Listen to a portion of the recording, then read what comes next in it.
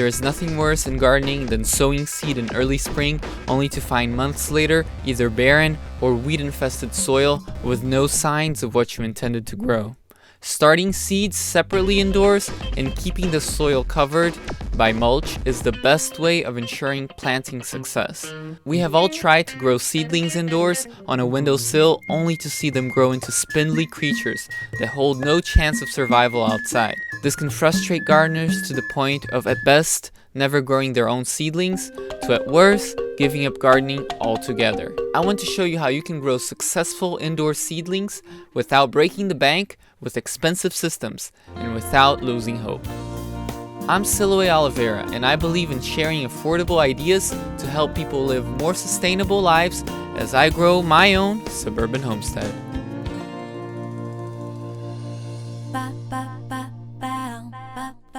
In the previous episode, I've shown you how I've built my own grow shelf. Here's how I put it to use. First, I need to install the fluorescent shop lights so that they stay 2 to 3 inches from the growing plants. I use tall, transparent cups with holes in the bottom, sitting in metal trays. As I've shown earlier, using this method, I pre-sprout the seeds in a plate with a wet paper towel covered by plastic, putting it in a warm place. You can use recycled plastic for this. I carefully plant the sprouted seeds in the cups. This way they have ample space to grow a root system, and when time comes for them to be planted outside, they experience less shock. I find that this way they grow faster than traditional methods of pricking out seeds and repotting them more than once. In the original design, I had left about 15 inches of space for each shelf. I accounted for the space taken by the fluorescent lamps, about 4 inches, and the plant trays, about 5 inches, leaving about 6 inches of growing space. The best way I found to affix the lamps to the shelf was to pre-drill parallel holes in each side and fit a total of 4 long nails that can hold the shop lights. Much like in regular shelves, you can adjust the height of the grow lights by drilling a series of holes on the sides.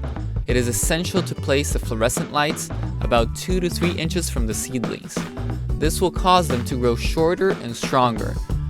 I use inexpensive generic fluorescent lights instead of expensive grow lights because I place the shelves next to a sunny window.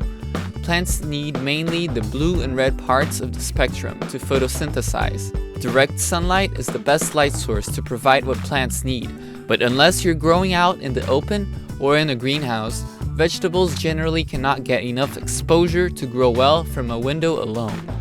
Regular fluorescent lights provide mainly red and a bit of blue light. By supplementing fluorescent light with some of the sunlight from a window, I've had good results starting seedlings. Now, I don't think the setup is good for growing vegetables to maturity indoors. That is why full spectrum grow lights were invented. But this has performed very well for starting seedlings indoors earlier, especially considering that these lights cost me less than $10 each. I grow all kinds of vegetable seedlings using this method.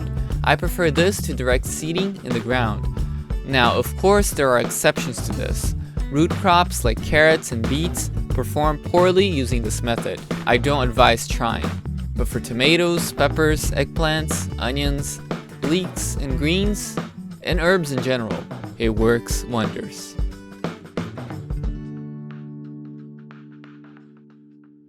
Join me next time for another episode.